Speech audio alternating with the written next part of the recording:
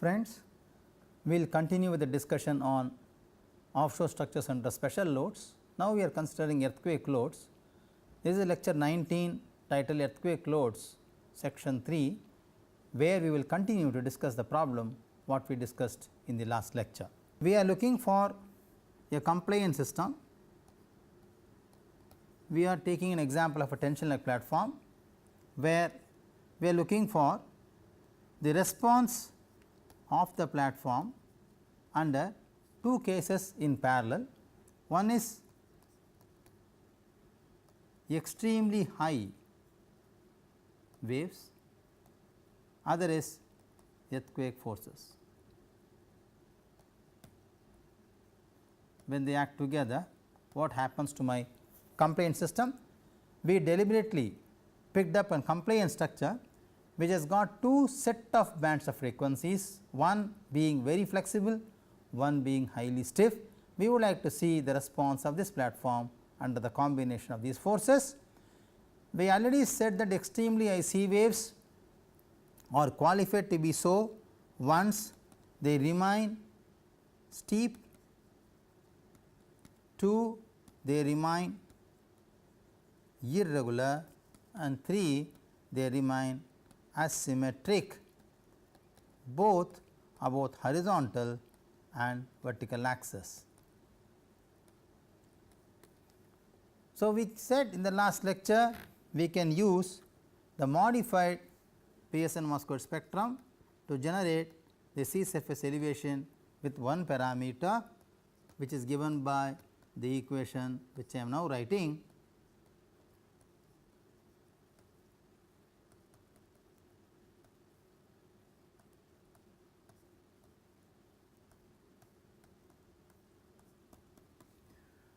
Where omega m is called modal frequency.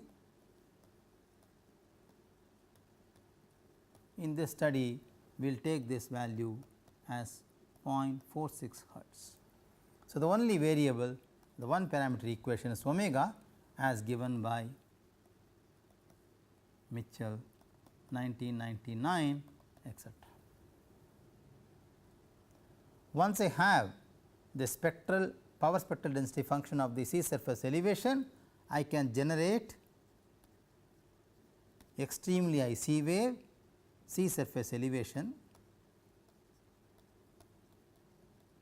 using the following equation, which is given by eta of t as discrete sum of many sinusoidal functions with different angular frequencies and random phase angles. So, I equals 1 to n to s eta eta omega I delta omega I cos k I x minus omega I t minus phi I, equation 2,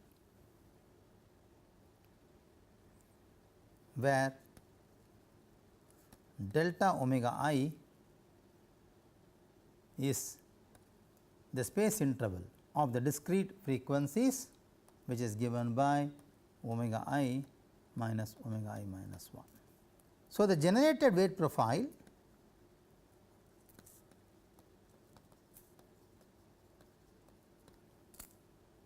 is designed to have a peak at a particular time t naught, which will be distinctly high.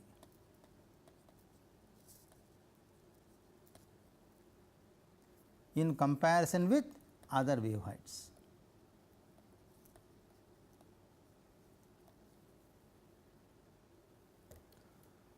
So, using this, let us see how we have generated the sea surface elevation.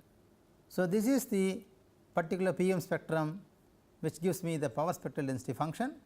Using that, from the equation shown, we have generated the sea surface elevation, which is asymmetric both about horizontal axis and about vertical axis.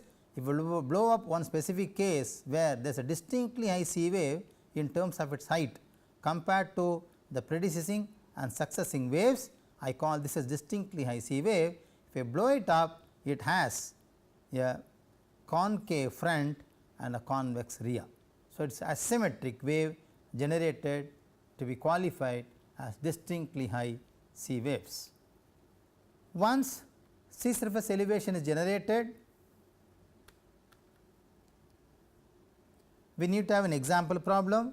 We are also looking for some geometric optimization in the form based design.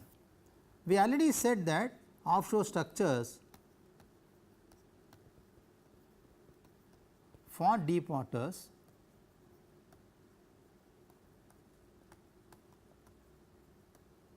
are essentially form dominated geometry.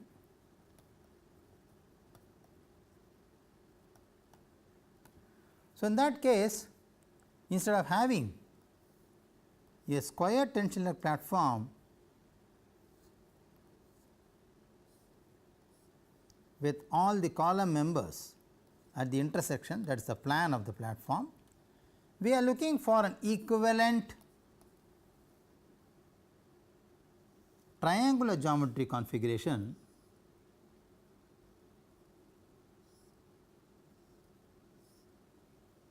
with only 3 legs. So, now we are trying to also see whether the optimization can happen in terms of its geometric form, because triangular geometry configuration has many advantages.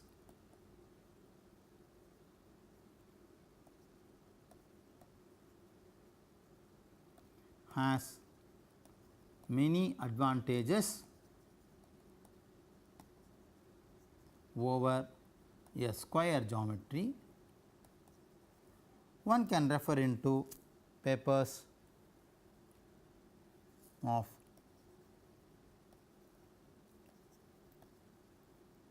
Chandrasekharan and Jain, 2002A, 2002B, Natvi Jatal, etc. Please look at the references for understanding the advantages of a triangular configuration geometry compared to a typical square platform. So, in this study we expose the distinctly high sea waves and earthquake loads to a triangular form geometry and see the response behavior of this platform. Therefore, the fundamental question comes now is how to arrive at this geometry.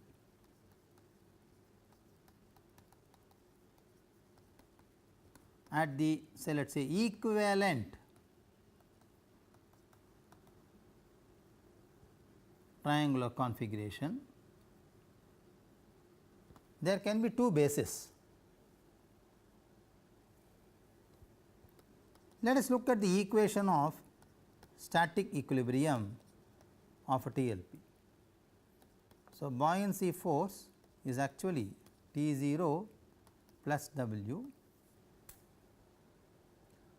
If I say this is square and this is triangular, then I should say 4 T0 and let me say this as Tz0 plus W, where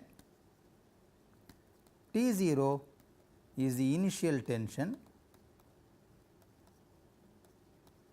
I should say initial pretension in each tendon. So, there are 4 legs here, therefore, 4 T0, there are 3 legs here, therefore, there is 3 T0.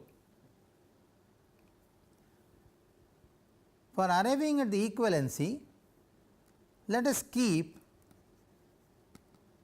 the initial pretension same.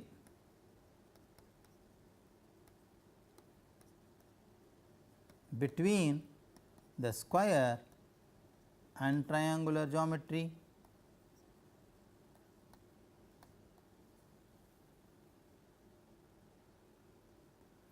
So, the inference is total tension required to hold the geometry in position or the platform in position is reduced in triangular configuration, because T0 initially is same, therefore, it is 3 T0, whereas it is 4 T0 here, which means that the total tension in the triangular platform is reduced. So, to compromise this, weight of the platform is increased by keeping the same buoyancy force. So, now there can be a small advantage here. The top side weight or operational conditions in terms of machinery can be slightly higher in this platform compared to that of a square TLP. So, equivalent geometry of 3 TLPs are worked out. Let us see how are they been arrived at, what are their geometric characteristics. A square TLP was already analyzed, for which equivalent configurations of triangular TLP are then arrived depending upon the basis what we discussed in the last slide. There are 3 TLPs with configuration TLP 1, 2 and 3. All these 3 TLPs are triangular configuration of different weights, of different buoyancy, of different T zeros, because the water depth in all the 3 cases are different. TLP 1 and TLP 2 may have a marginal same depth, whereas TLP 3 is practically double of its water depth compared to TLP 1 and TLP 2. So, TLP 3 is the deepest equivalent platform compared to TLP 1 and 2, and all the 3 configurations of triangular TLPs are arrived on the basis what we discussed in the last slide from the standard square TLP, which are referred in this paper in Ocean Engineering Journal. So, all other structural parameters which are equivalently worked out for the TLP to become operational and stable are available on the screen now. So, interestingly, one would like to look at the basic structural parameters of this equivalent TLP. So, all the 3 TLPs are done with free vibration analysis, and natural periods are worked out, and also the natural frequencies in hertz. So, we are looking for a unidirectional wave, therefore, we consider only let us say the surge, heave and pitch degrees of freedom,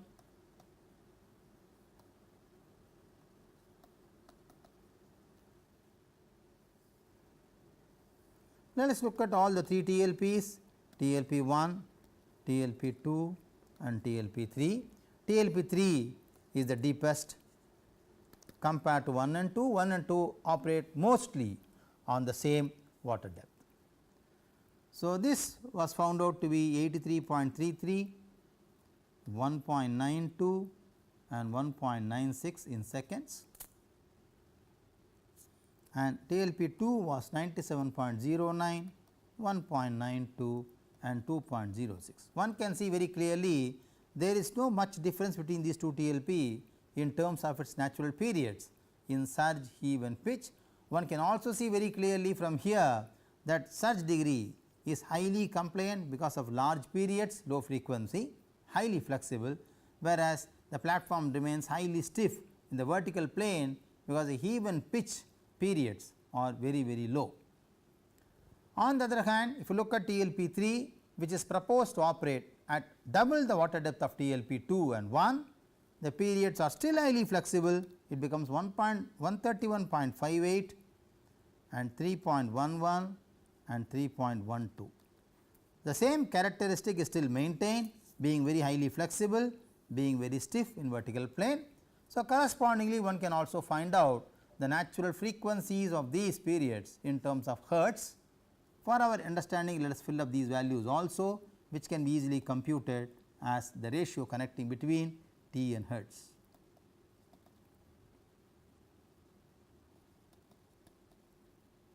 .52 and 0.49, 0.008, 0.32 and 0.32.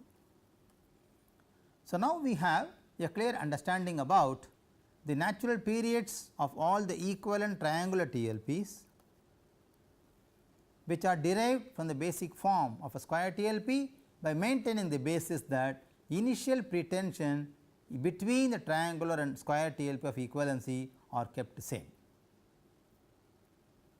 So, one can very clearly see from this table that the heave frequency, which you can see here, is closer to that of the modal frequency of the distinctly high C waves. If you remember the value, we said the modal frequency used in the present study is 0.46 hertz. Interestingly friends, please look at this example very carefully. The modal frequency of the distinctly high C wave is chosen in such a form that we want to excite the stiff degree to the maximum, and we want to see whether the platform remains safe and stable when a heave degree is being excited under the distinctly high C waves and earthquake loads. One may ask a fundamental question, why we are interested in checking the heave degree? There are many reasons for this. Heave degree of freedom is examined because of the following reasons. The foremost reason is, heave being stiff degree, is it excited? We want to look into that first. Secondly, if the platform fails in heave,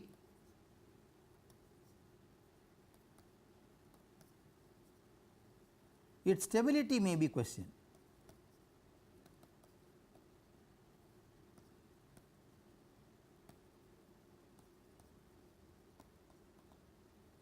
Thirdly, we are looking for earthquake forces which causes displacement in seabed,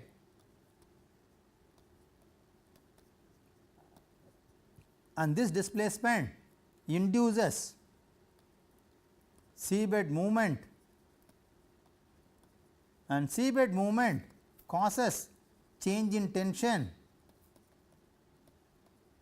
in tendons, because tendons are the only component which connects the superstructure to the seabed. This change in tension will induce change in buoyancy because of the stability problem, which now challenges the TLP operation. Further, is there any pull out of the theta?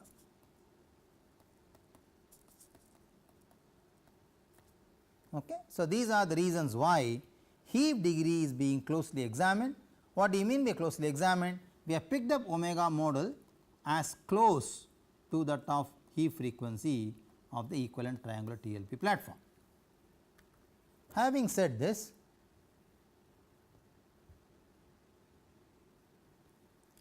therefore, it is expected that a near resonance response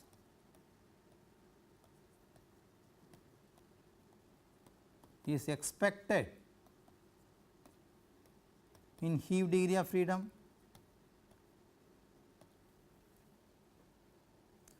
Interestingly, even though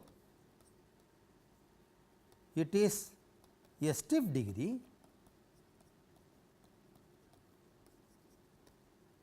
resonance response in stiff degree is really interesting.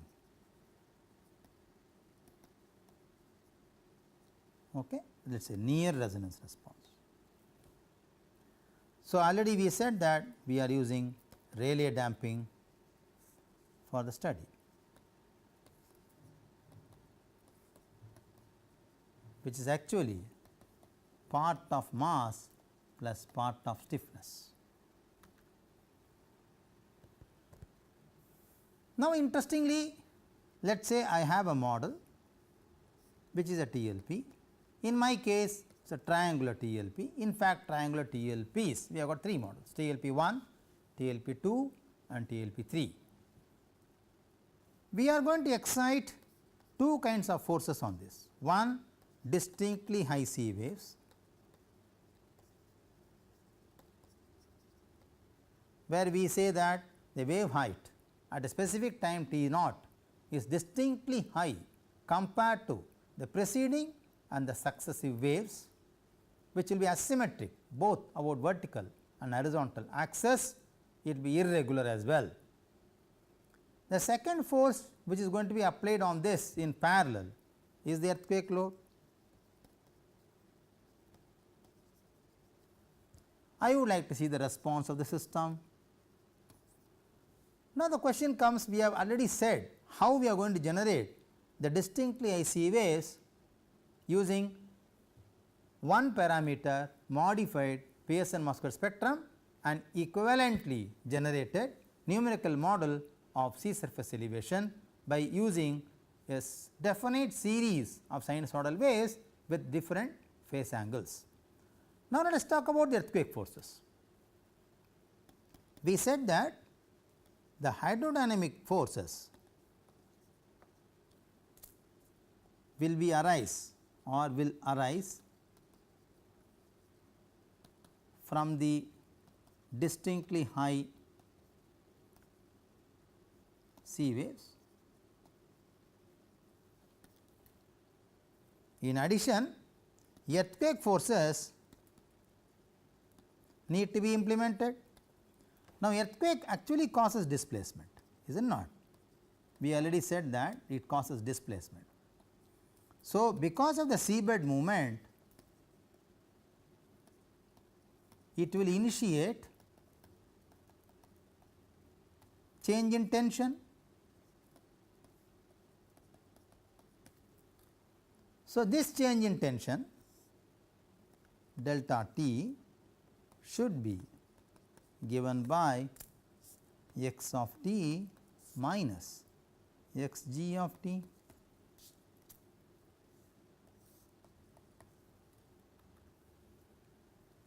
Where x of t is the response vector of the platform and x g of t is actually given by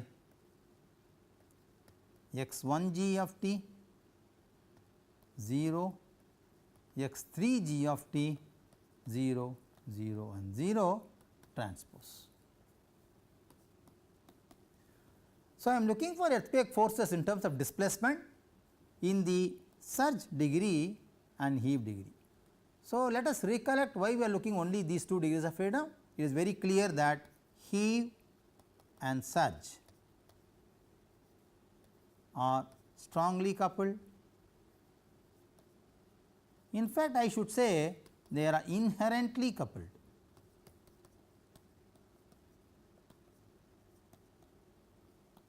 By design, okay, by design.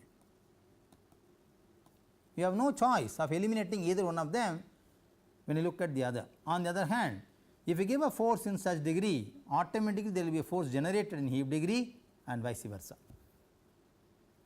So, x 1 of g and x 3 of g are actually the ground displacements.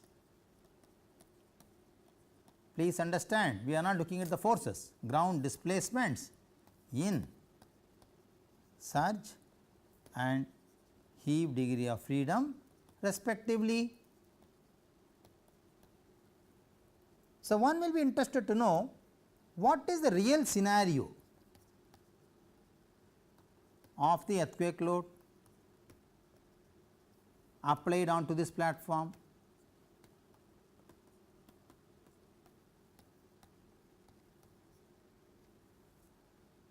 So, one can actually use the KT Kanai-Tajimi power spectrum to generate the earthquake loads, earthquake spectrum.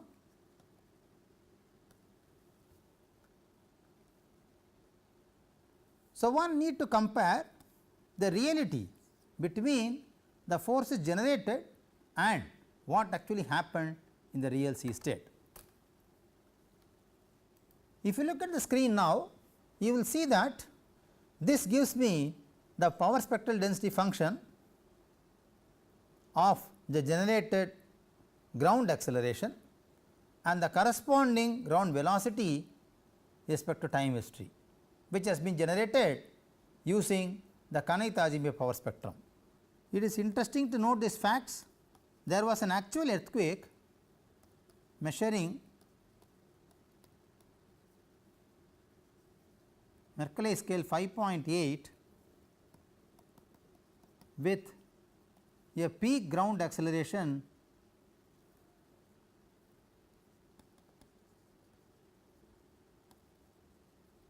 and velocity of 0.25 g and 0.29 meter per second.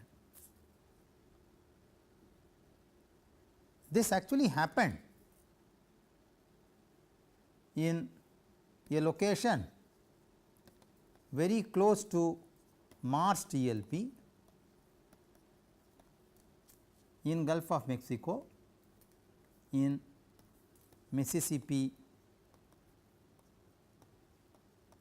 Canyon block. The ground motion generated using Kanai-Tajimbe power spectrum is given by this equation, where the power spectral density function of the ground acceleration is given by this equation, where S0 is what we call as an intensity parameter. So, now this particular equation is to be actually chosen with 3 requirements.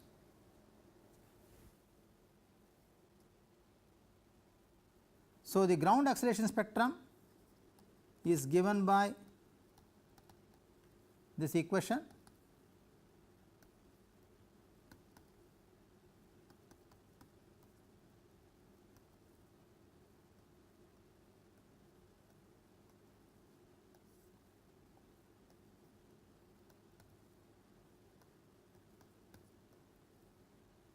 plus 4 zeta g square omega g square omega square multiplied by the intensity factor S0,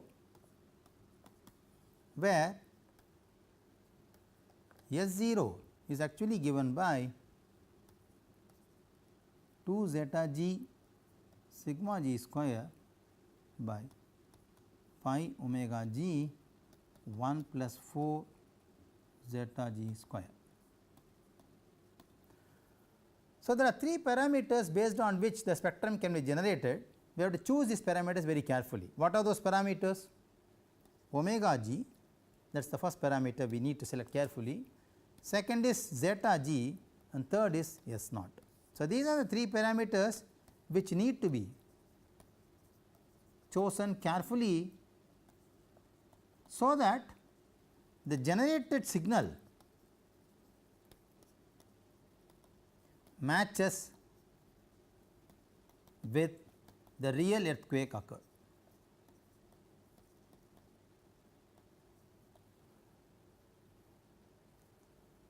So, the real earthquake occurred on 10 September 2006 at 14:56:07, which is coordinated universal time.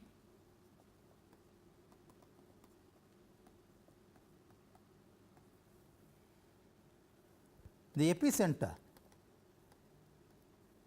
happened in 26.34 north, 86.57 west in Gulf of Mexico, which is exactly about 250 miles away from WSW of Anna Maria, Florida. This is a closer location, where a closer location is Mars TLP, which was located in Gulf of Mexico in Mississippi Canyon block. Now, let us look at the statistics, the actual earthquake and generated signal.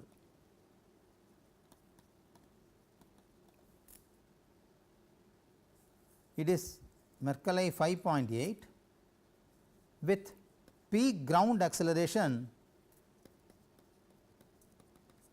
as 0.25 g and peak ground velocity as 0.29 meter per second.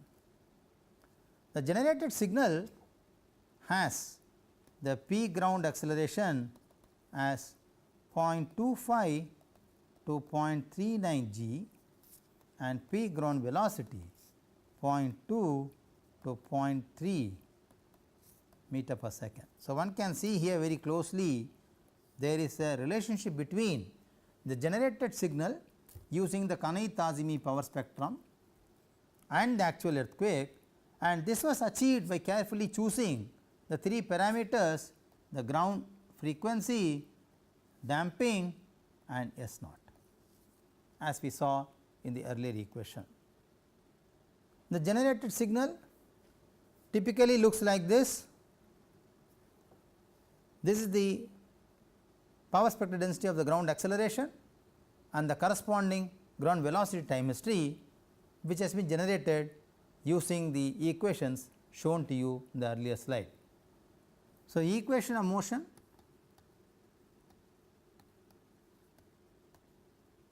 is actually solved in time domain.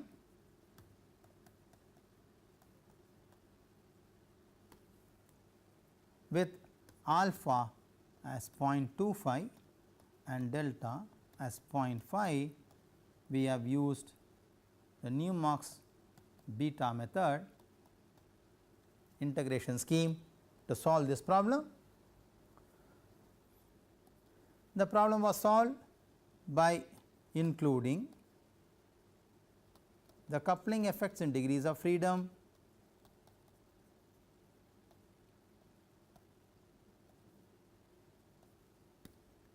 by accommodating the change in Kij due to the applied loads, because you know stiffness coefficients depends on the response and the response changes because of change in tension.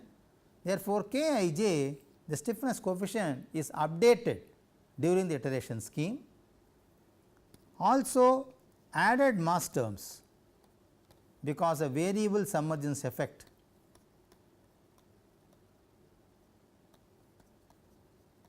is considered and included in the analysis.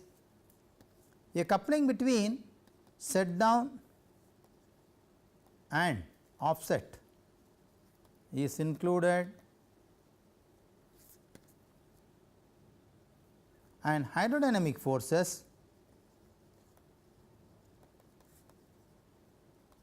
and change in tension are computed at every instant of time, because they keep on changing as you see from the time history variation.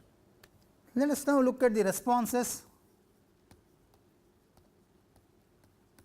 of the platform, rather the platforms in all active degrees of freedom. Active degrees of freedoms are surge, heave and pitch. The platforms considered are TLP 1, TLP 2 and TLP 3, which are all equivalent triangular geometry to that of a square platform. Let us look at the results as we obtained by solving this equation of motion in time domain.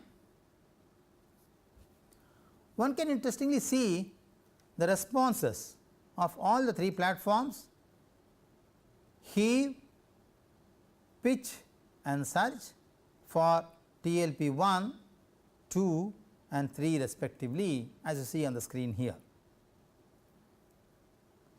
Let us look at some important inferences from this.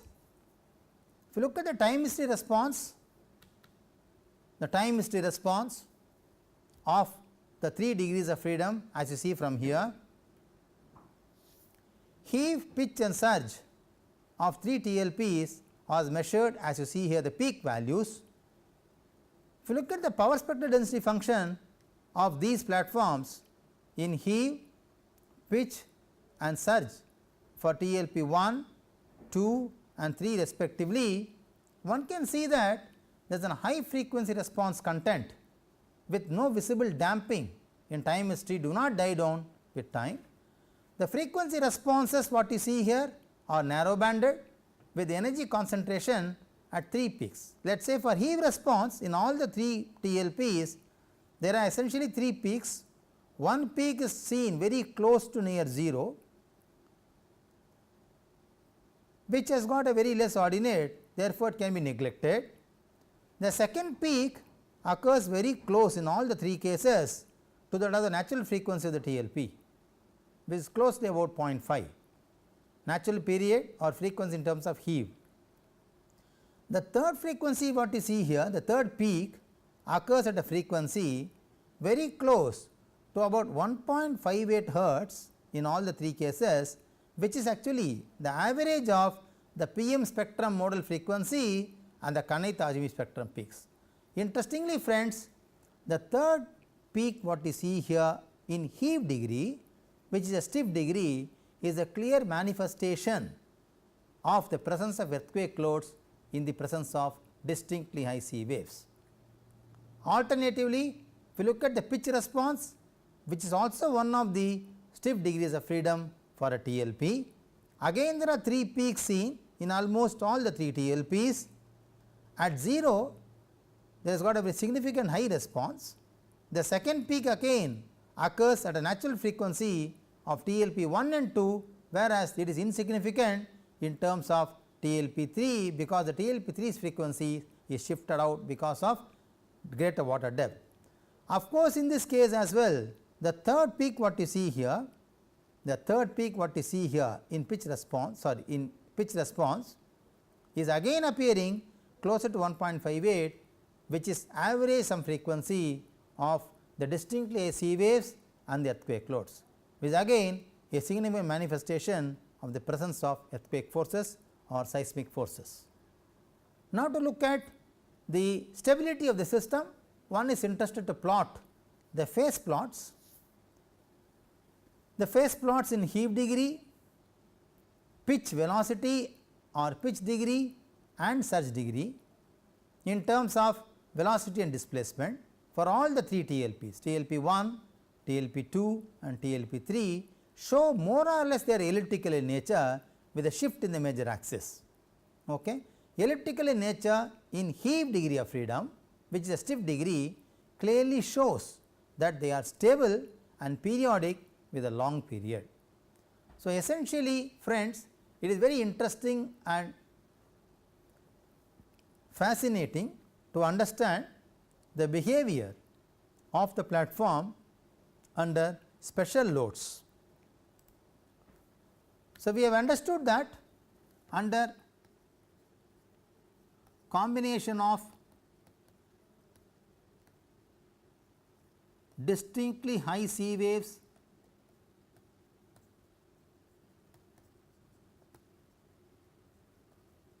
and earthquake forces, equivalent triangular TLPs, which can be called as one of the form of geometric optimization in structural form, shows that stiff degree of freedom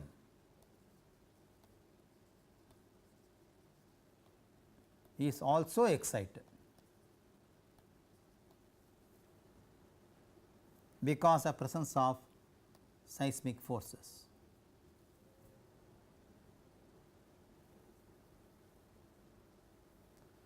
So, it is very interesting and important to analyze compliance structures under such special loads. The study further leads to estimate of stress variation,